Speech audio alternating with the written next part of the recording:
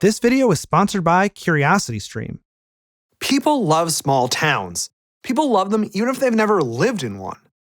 When I was a city planner and asked people for a vision for their community, small town feel was one of the most common responses, regardless of the size of community.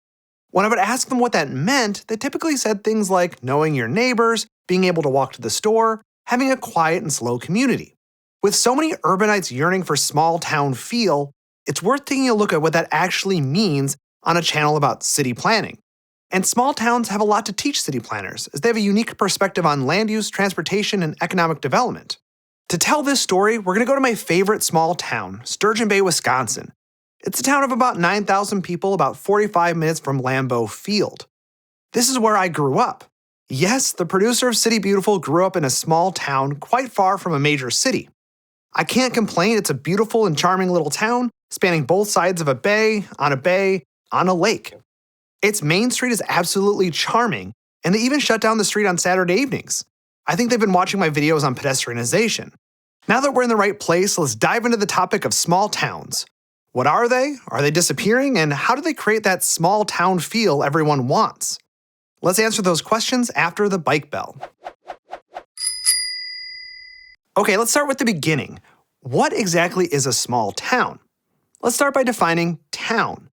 In the US, the terms villages, towns, and cities refer to different configurations of local government, not necessarily the population of those communities. Towns or townships are often unincorporated places administered by a town board or the county government.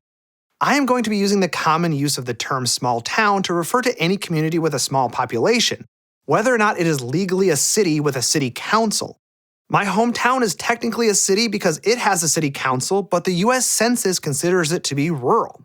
Now let's talk about the US Census for a minute. There is no official census definition of a small town, but it does define rural areas as any place not in an urban area. The proposed 2020 census definition of an urban area is any place with more than 10,000 residents or 4,000 housing units. So a small town is basically any place with less than 10,000 people. I'm also going to be talking primarily about small towns that are not directly adjacent to larger cities. Those are suburbs according to the common use of the term. The US Census says that a rural area or small town can exist in a larger metropolitan area as they are built out of counties that include both rural and urban areas. And I should also mention that other countries have different thresholds than the United States. Communities in Sweden with more than 200 people are considered urban, while the threshold in Japan is 50,000 people. Okay, to sum up this fascinating discussion, there is no official definition of small town, but we'll be using the US Census definition of communities with less than 10,000 people in them. You may have heard that small towns are shrinking and at the risk of disappearing. This is a global phenomenon known as rural depopulation, and it has been occurring since at least the Industrial Revolution as people sought economic opportunities that big cities offer. In 1920, about 100 years ago, the United States became an urban nation, where more people lived in cities than in rural areas. Today, 86% of Americans live in cities. This sounds like a big change, but some of that statistical change isn't caused by migration. Some small towns are disappearing, and the most at risk of disappearing may actually be those in major metropolitan areas. Those towns can be annexed into larger cities, and all the residents would then be classified as urban. And if those small towns become commuter suburbs, their populations can get high enough that they'll switch classification to urban area. So from a demographic and statistical point of view, a small town can go away by growing too big to be called a small town anymore. But what about small towns that are actually losing population? They lose population for much the same reasons bigger cities lose population. Jobs disappear and people move to find opportunities elsewhere. Young people go off to college and don't come back. My recent video on Gary, Indiana could apply to shrinking small towns too. Small towns are at an increased risk of depopulation because their economic base isn't big to begin with.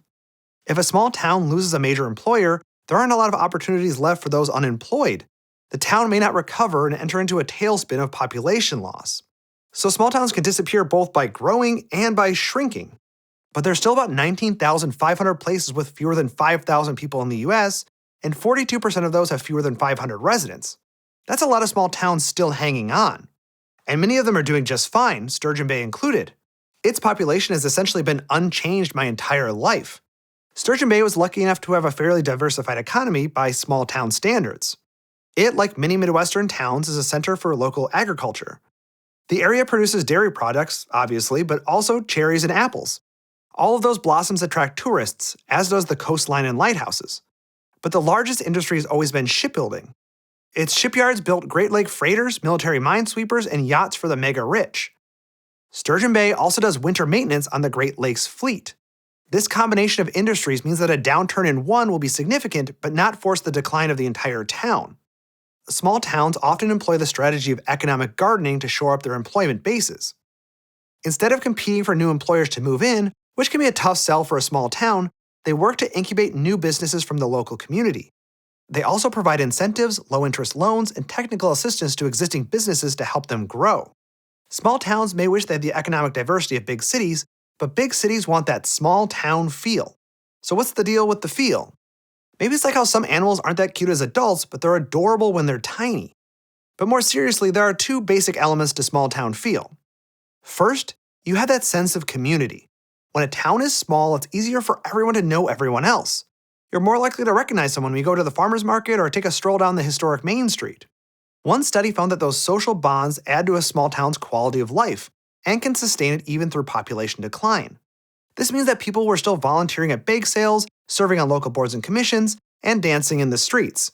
It's okay if people move out so long as enough people remain to keep those institutions alive.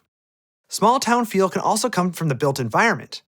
Now, with nearly 20,000 small towns in the US, it's always going to be hard to generalize here. But a great many of the small towns in the United States were founded between 1600 and 1900, before the era of the car. Even one single walkable main street can be enough to evoke that small town feel that everyone loves so much. It can also be a great starting point for expanding walkability and counteracting car dependence. Nearby vacant lots or underused structures can become another block of a charming downtown.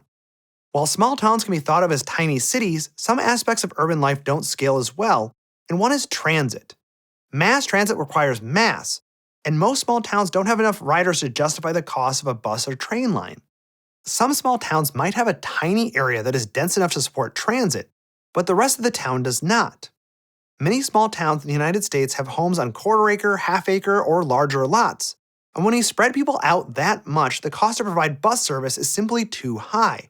And when small towns have shorter trip distances, it's hard to compete against the car or even walking and cycling to places with supportive infrastructure. Intercity transit is more viable, like a commuter bus or rail service to a nearby population center. The small town might have one or two stations where they can hop on a bus to the nearest big city. Obviously, this wouldn't work in a place like Glasgow, Montana, the most isolated town in the US, over 1,000 people. It's 4.5 hours from a city of at least 75,000 people. Any sufficiently isolated small town wouldn't be able to run commuter bus service. But many small towns, like those within a metro area, could benefit from this commuter transit service. Residents get the benefits of a large city for employment and have that small town feel. Now, there's so much to say about small towns, and this is a topic near and dear to my heart. I'm sure I'll come back to this topic, but if you want a little more content right now, you're in luck. I've created a bonus video on annexation and city consolidation, one of the ways small towns disappear, and posted it over on Nebula. We're calling this bonus content Nebula Plus, and you'll see a lot of it over there, and not just from me.